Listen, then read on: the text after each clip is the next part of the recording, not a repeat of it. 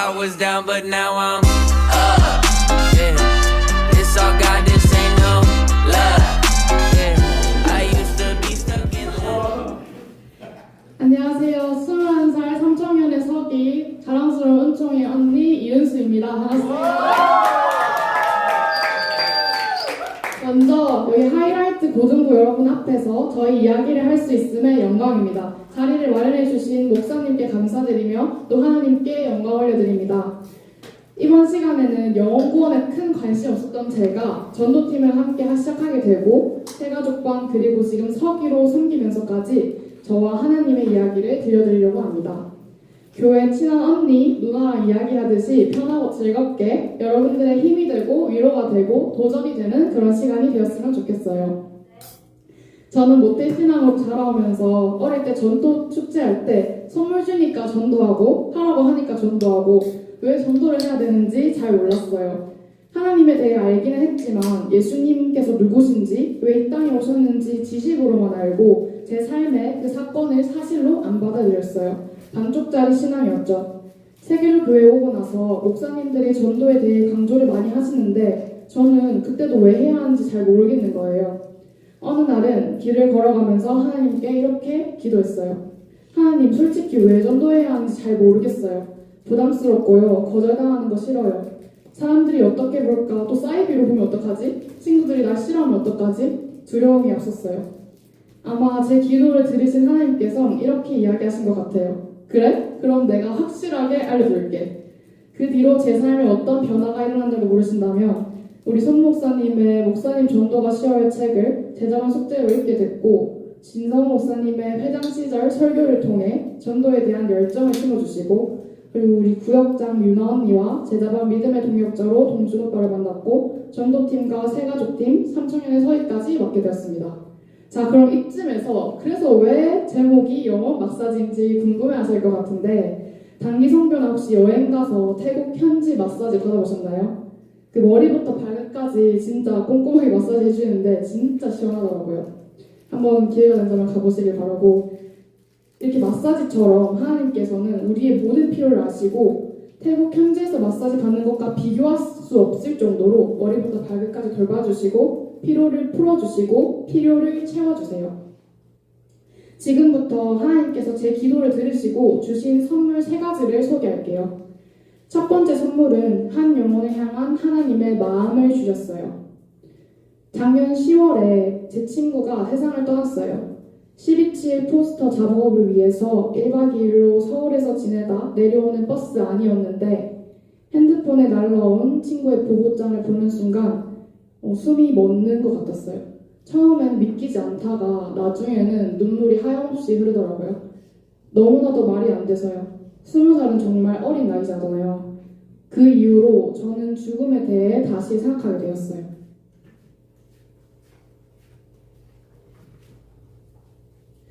아, 사람이 정말 죽는구나.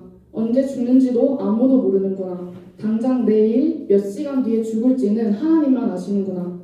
내 친구, 정말 친한 내 친구 지옥 갔으면 어떡하지? 예수님은 믿었을까? 친구에게 교회 가자고 얘기하고 같이 신앙 수업도 읽고 찬양도 듣고 관심이 많던 친구였는데 나는 정말 간절히 교회 가자고 예수님 믿으라고 전했나?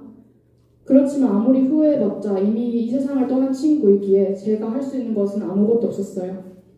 다음날 밤에 교회에서 돌아와 너무 마음이 답답해서 그냥 밖으로 뛰쳐나와서 울면서 결단했어요. 더 이상 예전과 같은 삶을 살지 않겠다고, 죽었다가 살아난 사람처럼 살겠다고, 하나님 없이는 전 아무것도 할 수 없다고요. 죽음이 되게 먼 미래처럼 느껴져서 복음 전하기를 미뤄왔던 저지만요. 이제는 친구의 죽음을 마음에 품으면서 살아가기로 했어요. 하나님께서는 얼마나 아프실까? 가족도 아니고 남인 친구가 죽어도 이렇게 힘든데 하나님의 마음은 어떨까 하고요.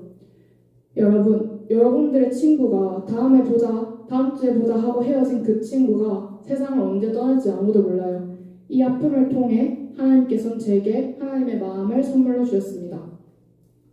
두 번째 선물은 영혼을 함께 구할 사람을 보내주셨습니다.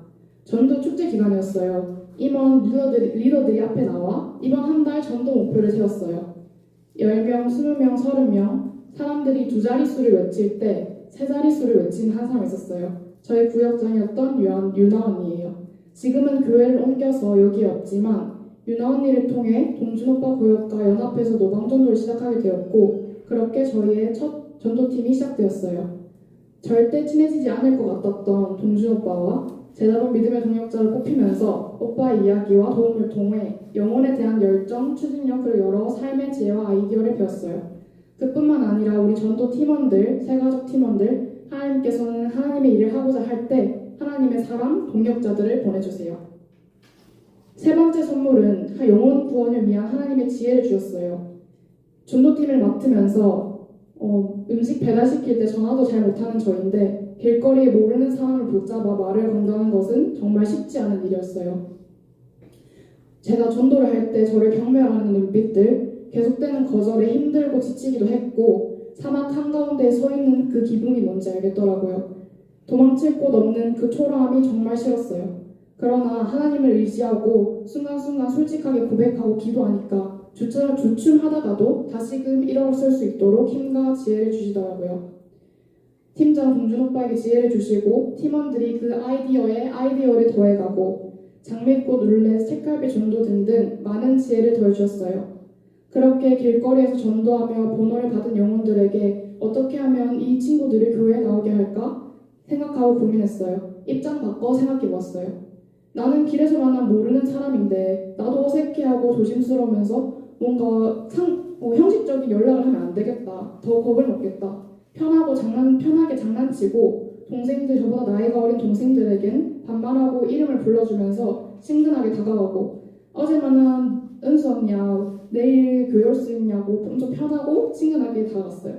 제 눈에는 안 나올 것 같아 보이고 이걸 따라온다고 싶었지만 어느 날은 길에서 처음 본 중학생, 고등학생 친구들 7명이 한 번에 교회에 온 적도 있었어요. 정말 감사했습니다. 그전에는 상상도 못할 일이었어요. 저 그때 당시에는 뭔가 내가 노력해서 한 일인 것 같아 보였지만 되돌아보면 그저 은혜였던 하나님이 주신 지혜 덕분이었습니다. 혹시 고등부의 김민이라는 친구 아시나요? 올해 1학년 되는 친구인데 그 친구가 제 첫 세례 대상자였어요.